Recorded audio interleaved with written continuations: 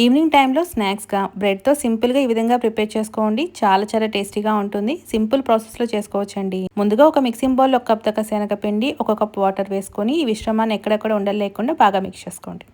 తర్వాత దీంట్లోనే సన్నగా తరిగిపెట్టిన ఒక ఉల్లిపాయ, ఒక టమాటో, సన్నగా తరిగిన కొత్తిమీర, అలాగే 2 పచ్చిమిరపకాయలు వేసుకోండి. అలాగే పావు టేబుల్ స్పూన్ కారం, పావు టేబుల్ స్పూన్ సాల్ట్, పావు టేబుల్ స్పూన్ గరం మసాలా, పావు టేబుల్ స్పూన్ దాకా పసుపును వేసుకొని ఈ మిశ్రమాన్ని ఈ విధంగా మిక్స్ చేసుకోండి.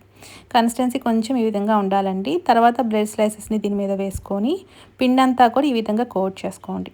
తర్వాత దోశ పెనం మీద దీన్ని వేసేసుకొని కొంచెం ఆయిల్ స్ప్రెడ్ చేసుకొని అటు ఇటు తిప్పుకుంటూ మీడియం ఫ్లేమ్లో మంచి రంగు వచ్చేదాకా ఫ్రై చేసుకోండి. దీన్ని మీడియం ఫ్లేమ్లో పెట్టుకొని ఫ్రై చేసుకోవడం వలన లోపల వరకు కూడా చక్కగా కుక్ అవుతుంది. దీన్ని మనం టమాటో సాస్తో కానీ కచప్తో కానీ సర్వ్ చేసుకోవడమే అండి. చాలా టేస్టీగా ఉంటుంది. సింపుల్ ప్రాసెస్లో చేసుకున్నాం కదా, మీరు కూడా ఒకసారి చూసి ట్రై చేసి ఎలా వచ్చిందనేది కామెంట్ రూపాన్ని తెలియచేయండి. నచ్చితే లైక్ చేయండి.